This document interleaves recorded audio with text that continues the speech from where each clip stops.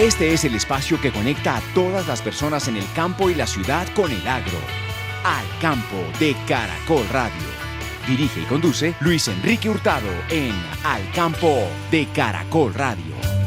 Una mañana fría aquí en la ciudad de Bogotá, como ya es muy habitual, pero hay alerta en algunos municipios de la sabana cundiboyacense por la presencia de las tradicionales heladas que tiene un efecto nocivo en los cultivos de los campesinos colombianos. En esta mañana vamos a hablar de la producción de bocadillo en el departamento de Santander, un municipio que es muy tradicional, Vélez, pero también las dificultades por la falta de agua para la producción de este dulce muy tradicional de Colombia. La floricultura que se está preparando ya, comenzaron los envíos para atender el tradicional festejo de San Valentín, el tradicional Día de los Enamorados en febrero en el mercado de los Estados Unidos. También, ¿qué está pasando con el consumo de pan entre los colombianos y el futuro de las panaderías? Y por supuesto, los hechos, las noticias más importantes del agro en Colombia. Sean todos bienvenidos, ya comenzamos Al Campo de Caracol Radio.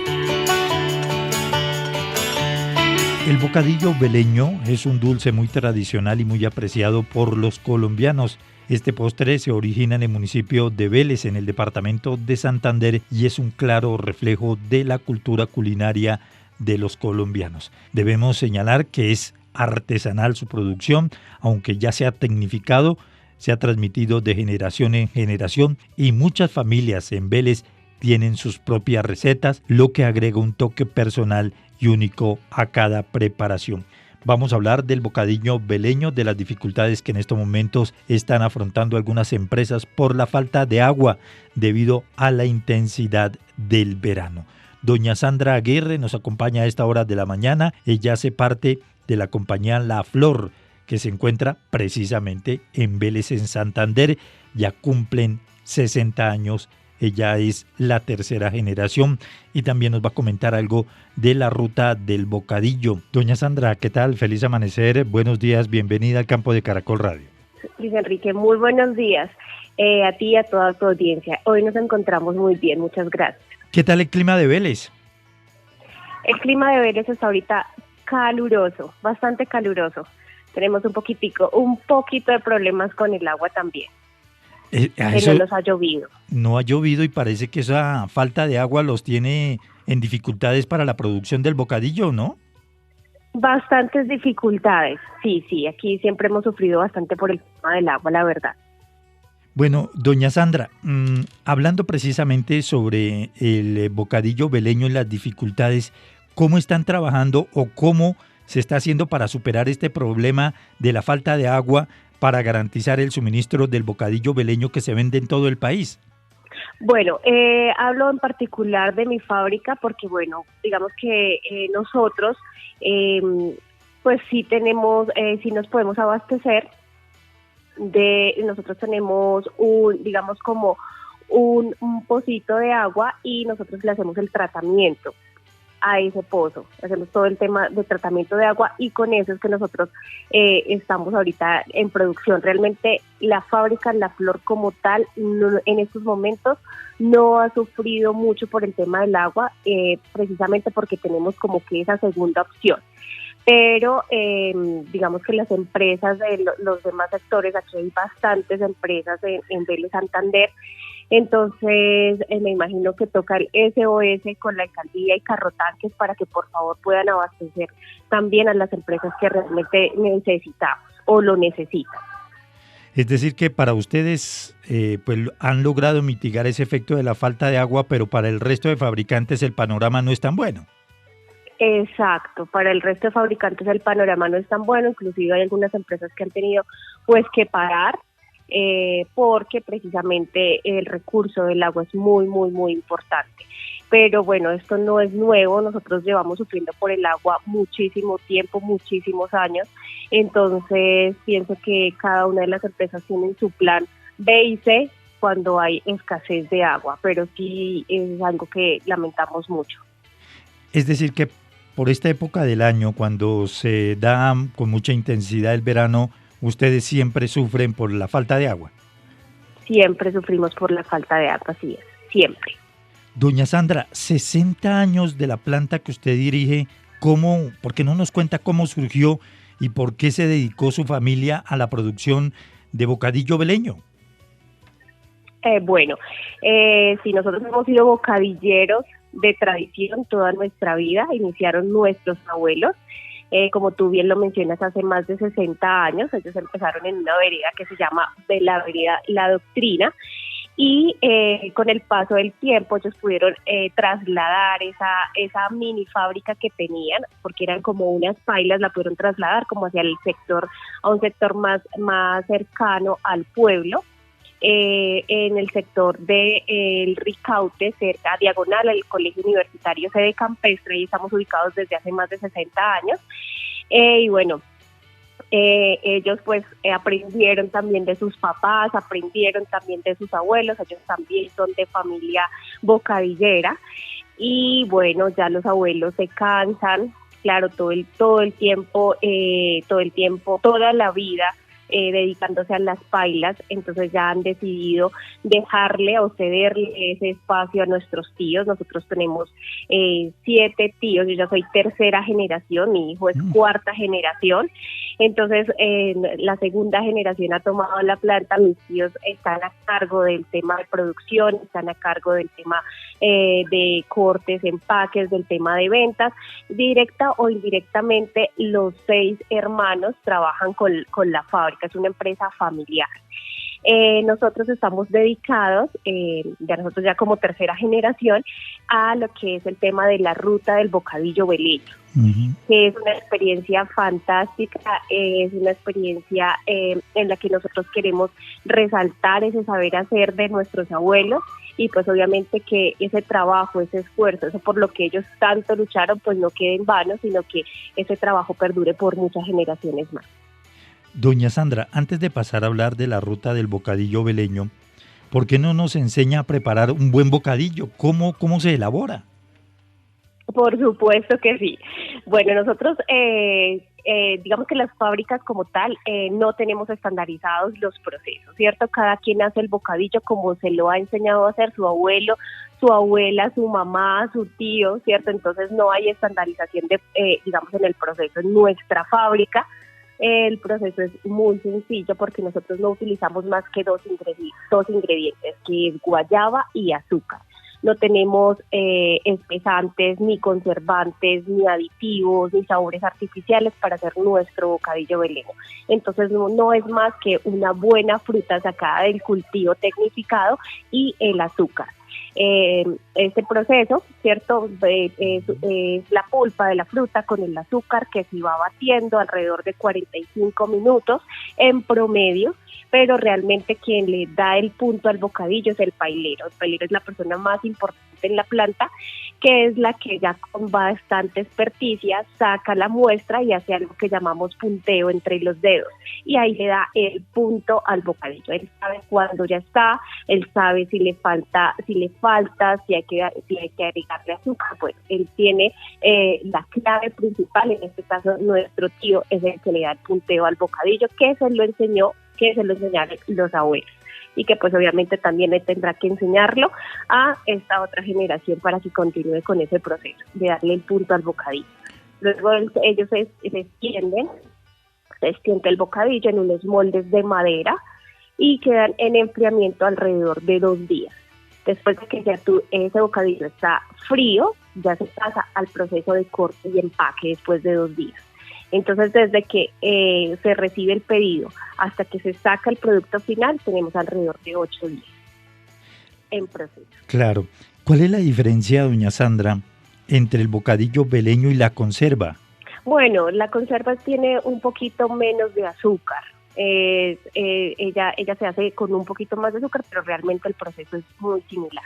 Y son igual de exquisitos, ¿no? De sabrosos, o sea, se pueden consumir sin ningún problema. Sin ningún problema. La receta de los abuelos da para que tú consumas bocadillo tú compras la lonjita y esa te dura por lo menos 6 meses. Bueno, doña Sandra, ¿cómo surgió la idea de la ruta del bocadillo? Bueno, la idea surge a raíz de que nosotros queremos darle un enfoque a la fábrica, ¿no? Nosotros digamos que precisamente los beleños como tal son las personas que menos saben del bocadillo. Tú sabes que el bocadillo a nivel internacional es un dulce muy conocido, muy típico colombiano, pero los colombianos no saben cómo se hace el dulce, los beleños no saben cómo se prepara ese dulce. Entonces queremos también que nosotros como colombianos, que nosotros como beleños seamos embajadores, y pues para ser embajadores hay que conocer.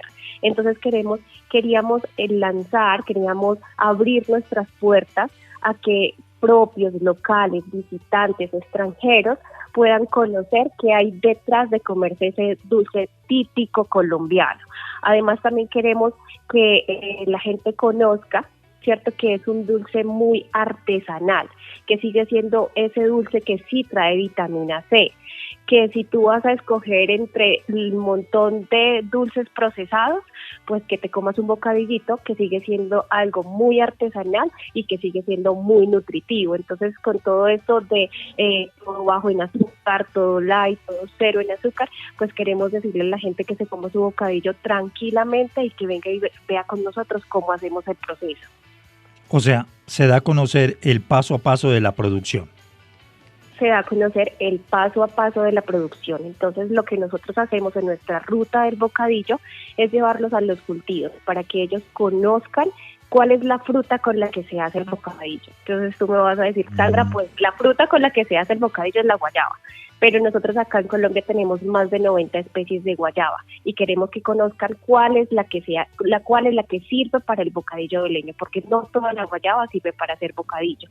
Entonces desde ahí queremos que ellos conozcan cuál es la guayaba con la que se hace el bocadillo, por eso los llevamos a los cultivos, les explicamos la tecnificación, la diferencia entre el cultivo silvestre y lo que ahora se tecnificó, por qué se hizo la tecnificación de los cultivos. También pueden ver la hoja del bijao en verde. Luego los llevamos a la planta para que vean el proceso y se les explica el paso a paso del proceso de producción. Van al área de empaque, de corte y empaque, y ahí pueden tener la experiencia de empacar su cajita de bocadillos y finalizan con una cata o degustación de nuestros productos. Ahora, ¿la guayaba que utilizan es la guayaba grande blanca? Claro, tenemos dos clases de guayaba. Una que es la guayaba roja, que pues realmente no es roja, sino que tú la abres y es un color como salmoncito, un color salmón, y la otra es la guayaba blanca, que es con la que se hace la capa superior e inferior de nuestro bocadillo beleño. Entonces son las dos variedades que tenemos.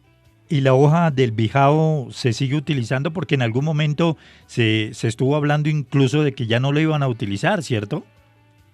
Por supuesto que la hoja del bijao se sigue utilizando, inclusive nosotros tenemos denominación de origen. No sé si de pronto tú sabías que el bocadillo beleño desde el 2017 tiene denominación de origen y el bocadillo sí o sí debe estar empacado en su hojita de bijao. El bocadillo que no está empacado en hoja de bijao realmente no podemos hablar de un bocadillo beleño. Entonces esa es la particularidad para que tú puedas decir bocadillo beleño. Una de las particularidades es que está envuelto en su hojita de bijao. Claro que sí tiene muchas restricciones, sobre todo para el tema de exportación, porque hay muchos países que no dejan entrar la hoja del bijao porque dicen que es un empaque que puede traer hongos, que puede traer, muchas cosas. Entonces pues realmente no dejan entrar hojas del bijao a los países, pero pues ya con todo esto de la economía naranja, con todo esto del cambio climático y demás, pues se han dado cuenta que es un empaque biodegradable, cierto, que es un empaque que, o sea, entre el plástico y una hojita del bijao, pues obviamente que van a seleccionar la hojita del bijao. Entonces ya hemos destruido como varios paradigmas en cuanto a la hoja del bijao, porque sí es muy importante, porque aparte de que es una hoja biodegradable, también le da un sabor característico y único a nuestro delicioso bocadillo beleño. Bueno, finalmente, doña Sandra, los colombianos que estén interesados primero en comprar el bocadillo beleño y en segunda instancia que quieran visitar la ruta del bocadillo ahí en Vélez, ¿cómo lo pueden hacer? Bueno, nosotros tenemos redes sociales. y nos encontramos en Instagram, estamos como bocadillos, raya al piso, raya al piso flor. Estamos en Instagram así, nos pueden buscar, ahí ustedes pueden nos pueden conocer, ahí tenemos mucho material informativo relacionado acerca de la ruta del bocadillo. Si se quieren contactar con nosotros lo pueden hacer vía Instagram, están también todos nuestros números de contacto, también se pueden comunicar por vía WhatsApp. Tenemos un número que es el 320-898-1284. Ese es el número también en el que recibimos, en el que los podemos atender, tanto para bocadillo como para realizar reservas de la ruta. Pues doña Sandra, de verdad, ha sido un placer haber estado con usted este diálogo en esta mañana para conocer más detalles, en primera instancia, de la problemática que afrontan ustedes ahí por la falta de agua en esta temporada de verano para la producción de bocadillo, pero también muy interesante lo que nos explicó de la ruta del bocadillo. Doña Sandra, muchísimas gracias. No, a ti muchas gracias y que estén todos muy bien, y claro que los esperamos para que también se unan a nuestra ruta del bocadillo y se vuelvan bocadilleros por un día. El agro es noticia en Al Campo.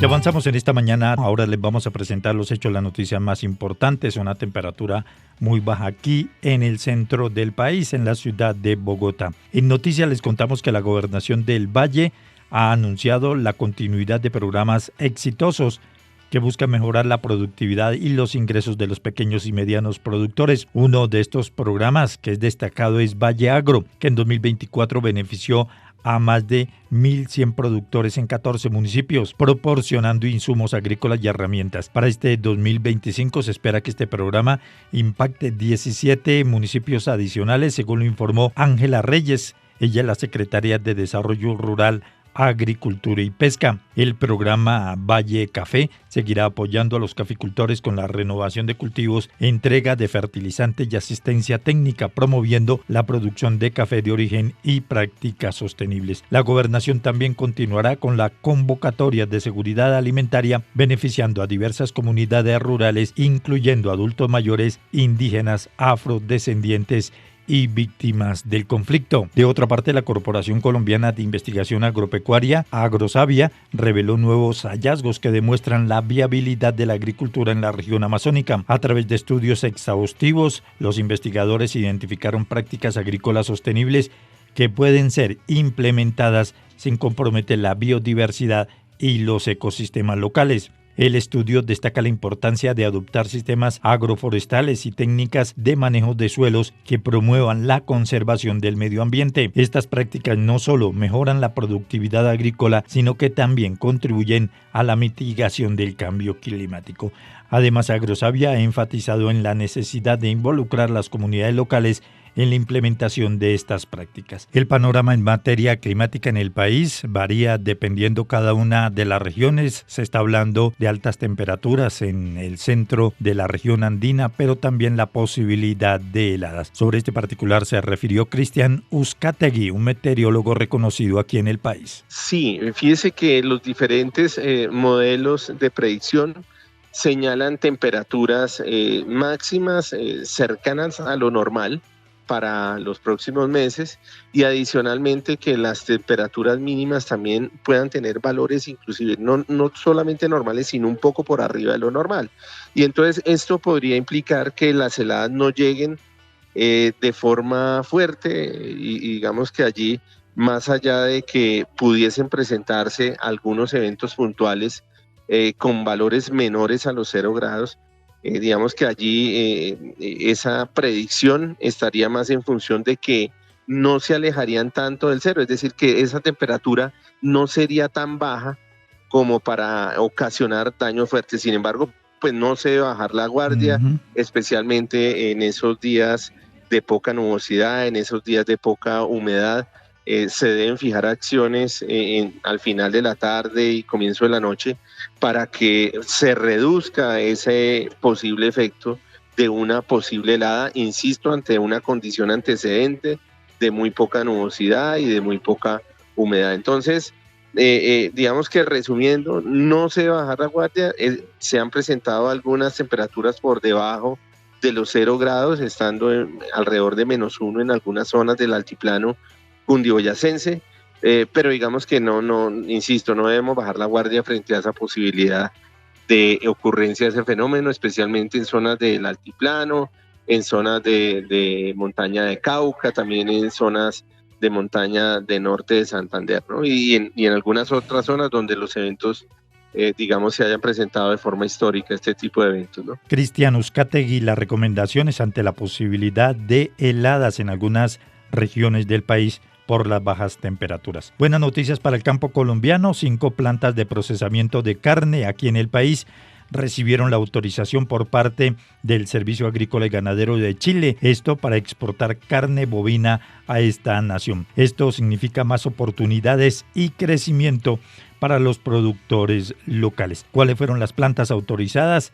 Alimentos Cárnicos en Aguachica, Cesar, Red Cárnica de Ciénaga de Oro en Córdoba, Camagüey, que está en Galapa, en el departamento del Atlántico, Operación y Servicios en Villavicencio, en el Meta, y Colbeef en Florida Blanca, Santander.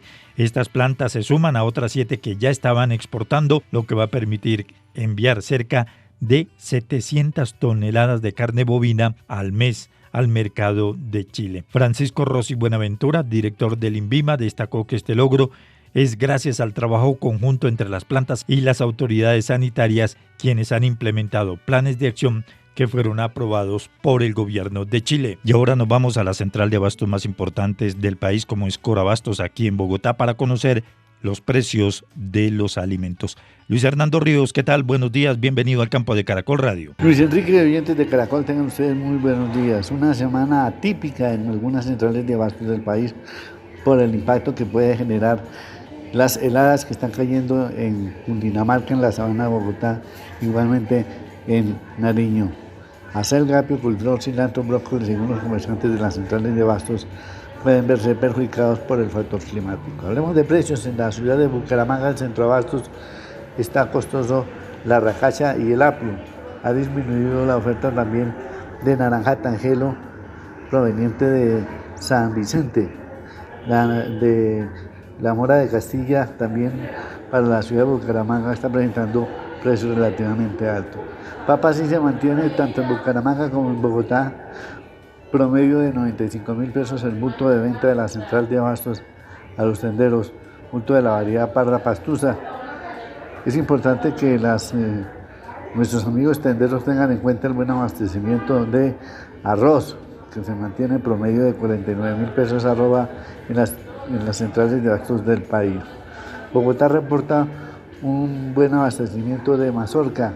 Ha habido mazorca de 35.000 pesos el bulto en adelante, mientras que el huevo también ha sido noticia en la ciudad de Bucaramanga y en Bogotá, dado de que la cubeta está en 12.500 pesos, cubeta de 30 unidades, 12.500 pesos.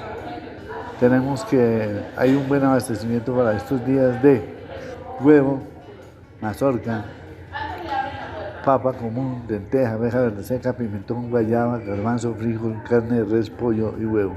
Panorama de oferta más de productos básicos de la canasta familiar. Luis Hernando, gracias, muy amable por haber estado esta mañana aquí con los precios de los alimentos, cómo se están moviendo las cotizaciones de los productos básicos de la canasta familiar en Corabastos. Entre tanto, Providencia, que es una compañía líder en la industria del sector de la caña de azúcar en Colombia, informó que en el 2024 las exportaciones fueron de 60.000 toneladas de azúcar y 1.530.000 litros de alcohol orgánico, esto a 18 países. De las 60.000 toneladas de azúcar que fueron exportadas, 30.000 correspondieron a azúcar orgánica. Este producto, del cual Providencia fue pionero en Colombia hace 25 años, se caracteriza por utilizar agricultura 4.0 y control biológico de plagas, asegurando un equilibrio ambiental que responde a la creciente demanda global de productos orgánicos. Debemos indicar que, según ProColombia, el país se ha consolidado como un proveedor destacado de azúcar orgánica a nivel internacional. De hecho, en 2023 Colombia exportó 39.600 toneladas a la Unión Europea, posicionándose como su principal proveedor y superando a competidores claves como son Brasil y la India. Luis Enrique Hurtado en Al Campo de Caracol Radio.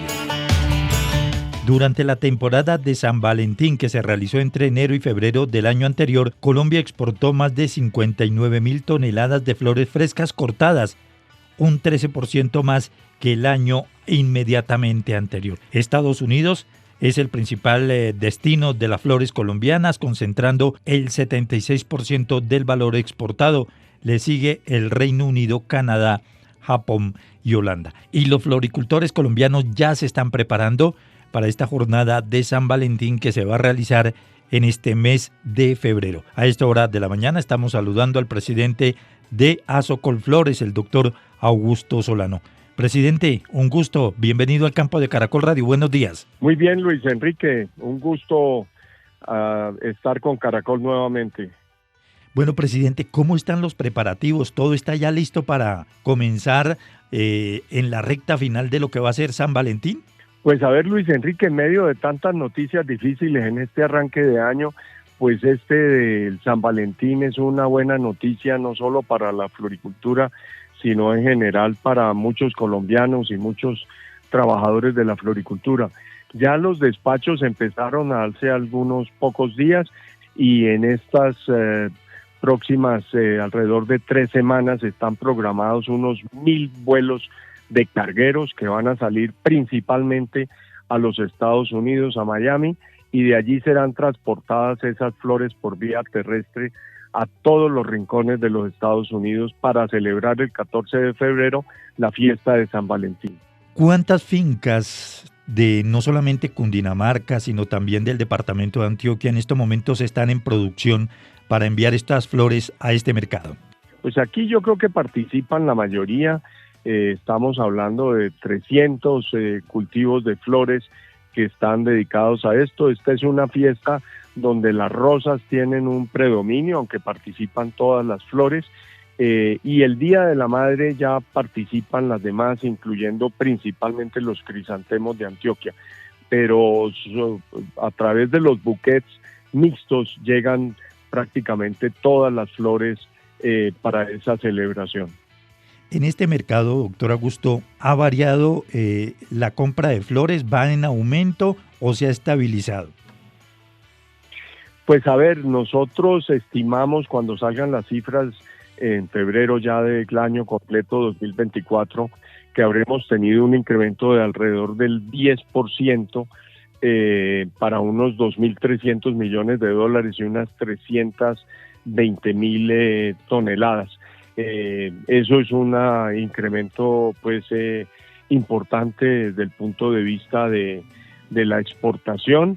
El resultado pues de aquí en adelante depende mucho es de los costos y especialmente del costo laboral que ha subido más del doble de la inflación. Antes de hablar del costo laboral, presidente, el dólar ayuda, ¿no? Porque se ha mantenido por encima de 4.000 pesos. Sí, pero es que estuvo también en 4.800, digamos, se revaló y se ha recuperado algo, pero todavía no compensa el incremento tan grande que tiene el costo laboral, que si bien se dice que el salario aumentó el 9,5%, si se tiene en cuenta el subsidio al transporte, estaríamos hablando de un 11%, pero lo que hay que tener en cuenta es el costo por hora, porque la jornada laboral bajó. Y entonces si tenemos en cuenta que la jornada laboral baja, el incremento es del orden del 14%, es decir, casi 3 veces la inflación y los precios de las flores no suben. Entonces esto hay que compensarlo con productividad y ojalá el dólar ayude, pero necesitamos que esté por encima del nivel actual. Pero este aumento del costo laboral no ha afectado la generación de empleo, ¿sí?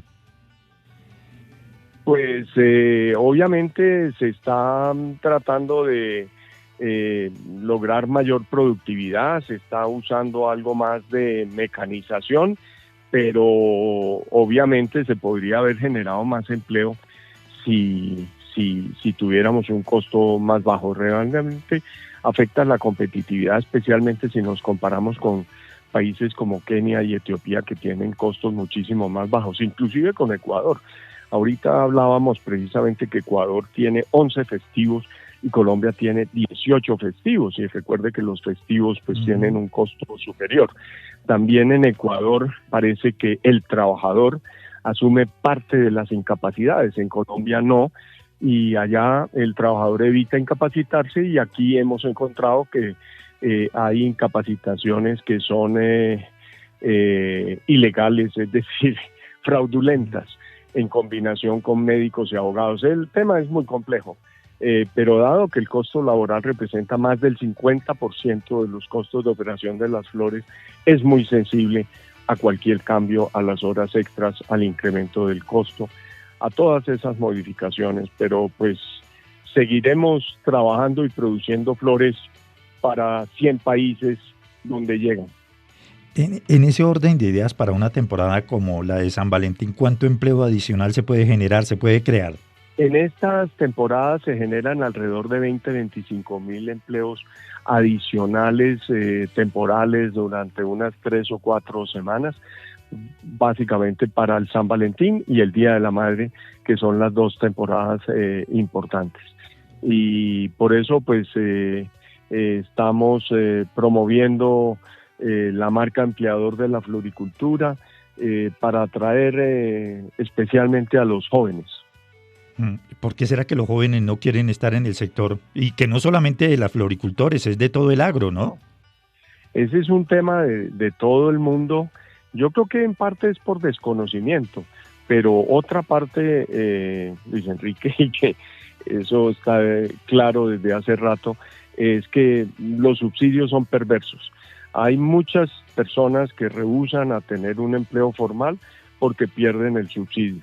Entonces prefieren tener un subsidio, hacer un poquito de trabajo informal y trabajar poquito. Eso parece que es, estoy entendiendo que es lo que de pronto definían como vivir sabroso. Trabajar menos y recibir más. Pero eso no es bueno, es un mal mensaje. Claro, y el problema es que el campo se está quedando solo, no hay ese cambio generacional, ¿no? Exacto, sí, y esto está pasando en todas la mayoría de las actividades. El tema es que nosotros somos muy dependientes de la mano de obra de la gente. Se generan en promedio 15 empleos por hectárea. En otras actividades agrícolas estamos hablando de 2, de 1 o de menos de 1. Y fuera de eso, pues estos son empleos formales, y así ha sido desde el principio y lo seguiremos siendo. Estamos comprometidos con la formalidad, con la sostenibilidad, con el respeto al medio ambiente, y es un tema costoso, pero tenemos una visión de largo plazo en esos campos. 2 inquietudes finales, doctor Augusto Solano, presidente de Azocolflores. La primera, ¿cómo es el transporte de estas flores?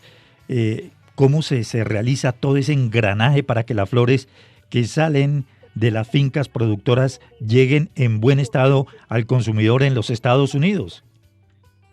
Ese es uno de los retos más grandes que tiene una actividad con la floricultura. Yo siempre he dicho que esta actividad es 50% agricultura y 50% logística. Todos los retos que implica la agricultura en cuanto a clima, en cuanto a plagas, en cuanto a enfermedades, pero el tema logístico, especialmente para un producto tan delicado, tan perecedero y sobre todo llegando a mercados tan exigentes donde el producto tiene que llegar perfecto, pues la logística es un tema importantísimo. Y especialmente para una temporada de San Valentín donde se triplica la operación, de un momento a otro se triplican los despachos, la operación, utilizando unos terminales de carga que no se han modificado en muchos años, desde que se construyó prácticamente El Dorado, y en cambio el volumen aumenta. Entonces, con 35 vuelos diarios de carga, la flor tiene que llegar a tiempo, tiene que pasar la inspección de antinarcóticos, de aduana, del ICA, y por eso desde hace un poco más de 15 años en Azocolflores concibimos algo que hemos llamado el Plan Pétalo. Y Plan Pétalo es que coordinamos a todos estos actores, las autoridades que mencioné, las agencias de carga, las aerolíneas, los cultivos, para que esto funcione. Y créame que hay momentos críticos, porque la mayoría de estos vuelos se hacen por la noche y en la madrugada, porque por la altura de Bogotá, para que los vuelos salgan bien cargados, además de la carga que lleva un 777, un Jumbo puede llevar 90, 100 toneladas, además del combustible, lo puede hacer de noche, si no necesitarían pistas más largas. Entonces, eso necesita una coordinación muy grande. Además, para que eso llegue, en el caso de Estados Unidos, como es esta fiesta, a Miami, la mayoría ya le realizan otra vez inspecciones y después eso por vía terrestre en camiones refrigerados se distribuya a lo largo y ancho de Estados Unidos. De manera que sí, es un reto logístico muy grande. Este plan Petaccio lo ha puesto como ejemplo para otros sectores que vienen creciendo, como el aguacate y otros, y pues, pero de todas maneras sigue siendo un gran reto. Hay una buena noticia, es que yo creo que se está abriendo paso la nueva concesión, la ampliación del aeropuerto El Dorado. También se habla de la segunda pista en Río Negro. Necesitamos que eso salga adelante y podamos tener unas instalaciones mucho más fuertes y más competitivas. Doctor Augusto Solano, presidente de Azocolflores, muchísimas gracias por haber estado esta mañana aquí en el campo de Caracol Radio, madrugando hoy domingo, para hablar de los preparativos del envío de flores para atender el mercado de los Estados Unidos con motivo del San Valentín, el Día de los Enamorados en el mercado de los Estados Unidos en este mes de febrero. Presidente, muchísimas gracias, como siempre, muy amable. Con mucho gusto, Luis Enrique, un saludo para toda la audiencia y un feliz San Valentín anticipado. Continuamos con Al Campo en Caracol Radio. Continuamos en esta mañana de domingo y ahora vamos a hablar de una preocupación que existe entre los panaderos colombianos porque el negocio, la venta de pan, ha presentado una reducción, situación que genera una alerta sobre el futuro de las panaderías en Colombia. ¿Qué está pasando con este negocio? Es una de las dudas y las inquietudes que vamos a resolver en los próximos minutos con la directora de la Federación de Molineros de Trigo de Colombia, Fedemol. Estamos hablando de la doctora Pilar Ortiz. Doctora Pilar, bienvenida al campo de Caracol Radio y de paso preguntarle qué está pasando con el futuro de las panaderías y la caída en la venta de pan en Colombia. Bueno, Luis Enrique, muchísimas gracias como siempre por abrirnos estos espacios y pues nada, el 2025 es un año rotador, pero aquí estamos como siempre decimos los molineros, moliendo 24 horas, 365 días al año. Bueno, el consumo de pan, Colombia nunca ha sido un país con alto consumo de pan, como lo hemos hablado con usted varias veces. Sí. Colombia en promedio más o menos tiene 26 kilos persona año, que pues no es un alto consumo comparado con Chile, que tiene consumos de 98 kilos, o los europeos que tienen consumos de 46 y 50 kilos persona año. Sin embargo, a pesar de que nunca hemos tenido un alto consumo de pan, los 2 últimos años sí han tenido, digamos que una reducción en Colombia, principalmente el año pasado, pues por los temas inflacionarios que fueron, digamos que sufrimos y que afectaron a todos los alimentos en general, a toda la canasta de alimentos. Los colombianos tuvieron que tomar decisiones de compra dependiendo de su poder adquisitivo y pues la mayoría de categorías de alimentos se vieron afectadas, digamos, por esta reducción de consumo.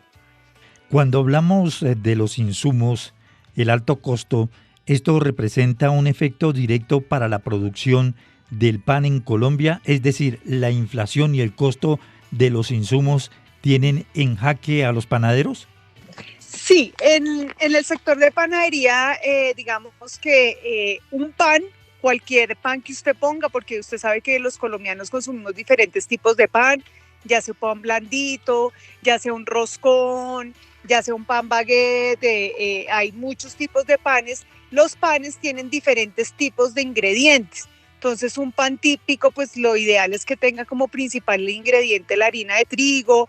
Hay unos que tienen grasa, hay unos que tienen azúcar, hay unos que tienen sal, digamos que tienen muchos ingredientes y pues el tema inflacionario especialmente afectó la categoría de panadería el año pasado porque la grasa y el azúcar se pusieron muy costosos. En el caso de la harina de trigo, que es uno de los insumos fundamentales y claves para la producción del pan, ¿también está con tendencia al alza o se estabilizó? No, la harina de trigo el año pasado, después del conflicto de Ucrania y Rusia, se estabilizó en precio y el año pasado tuvimos, digamos que un muy buen precio de la harina de trigo durante casi todo el año.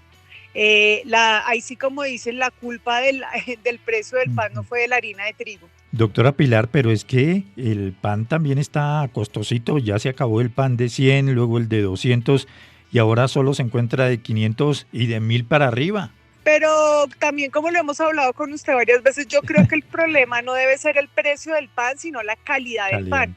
Porque cuando usted consume un buen pan de buena calidad, pues usted no se fija tanto en el precio y si eso le da un valor nutricional importante, porque parece que hemos hablado que si en ese pan el principal ingrediente es la harina de trigo que viene fortificada, pues usted está teniendo un valor nutricional en ese alimento y pues digamos que el precio pasa a ser secundario frente a temas de calidad y valor nutricional. Entonces yo creo que aquí en Colombia llevamos muchos años en la misma discusión del precio del pan, pero hay que entender también que es importante el aporte nutricional y la calidad de ese pan como alimento básico de la canasta de los colombianos. ¿Usted tiene alguna información de cuántas panaderías se han cerrado por el bajo consumo de pan por parte de los colombianos y a la vez también por el alto costo de los insumos? El sector de panadería es un sector que así cierren las panaderías se vuelven a abrir, es decir, se mantiene el número de panaderías. Normalmente estamos hablando de 23,000 panaderías que hay en Colombia, unas cierren, pero cuando cierran vuelven y abren, porque el negocio de panadería hay muchos panaderos que son empíricos o cuando ven que tienen algunas dificultades económicas, pues sale que cualquiera cree que puede hacer pan. Entonces las panaderías cierran pero abren. Y además recuerde que la panadería colombiana, digamos que no solamente vende pan, la panadería colombiana tiene muchos otros productos y muchos terminan, hay veces también convirtiéndose en lo que es como una especie de restaurante, es decir, ya no solamente venden el pan, sino que el pan atrae al consumidor y terminan siendo, por ejemplo, sitios para desayunar, sitios para tomarse un café. Entonces hay unos que también sufren modificaciones más que pensar en cerrarlos. Lo claro en este negocio es que se ha diversificado, ya no solamente es panadería, sino que también puede ser cafetería y en muchos de los casos también ahora son restaurantes. Sí, el pan siempre se vende, realmente el pan es un muy buen, digamos que es un alimento que le da muy buen flujo de caja a la persona que empieza su negocio. Hay unos que se transforman, hay otros que se mantienen como panadería, hay unos que empiezan vendiendo pan y terminan siendo restaurantes, hay otros que terminan siendo desayunaderos, digamos que ahí hay mucha versatilidad. Ahí lo importante, y esto muchos lo saben y lo han reconocido, es que el que vende buen pan y el que vende pan de calidad normalmente crece y no cierra. Los que muchas veces cierran son los que son productos que tienen de muy baja calidad y muy malas prácticas de panadería, que hace que hay veces los consumidores pues no vuelvan a esa panadería. ¿Podríamos decir, doctora Pilar, que la arepa ha desplazado al pan entre los consumidores colombianos o no? Yo creo que la arepa nunca ha desplazado al pan ni el pan ha desplazado a la arepa. Yo creo que las preferencias de los consumidores dependen de la región. Por ejemplo, Bogotá es una región altamente consumidora de pan y, por ejemplo, Medellín es una región altamente consumidora de arepa. Entonces yo creo que son como preferencias regionales y pues cada uno tiene como su por así decir, su nicho de mercado. Entonces yo creo que no es que el uno desplace al otro, sino son preferencias de mercado. Todavía no tenemos cifras de si ha habido algún impacto, porque usted sabe que el pan no es objeto al impuesto a los productos comestibles ultraprocesados, pero la arepa sí. No hemos visto si ha habido algún impacto de ese impuesto en el sector de arepa que podamos pensar que se haya desplazado a que esas personas coman pan y no arepa. No, todavía no tenemos esas cifras. Doctora Pilar, es decir que este 2025 es un año muy retador para ustedes. Sí, el 2025 es un año muy retador porque seguimos con los colombianos con dificultades, digamos que de poder adquisitivo. de tomar decisiones de alimentación. Hemos venido muy preocupados y lo hemos venido diciendo, ya hay colombianos que solamente pueden tener una ocasión de consumo de alimentos y ya no 3 como antes, y pues claramente eso afecta a las categorías de alimentos y pues al sector de panadería puntualmente.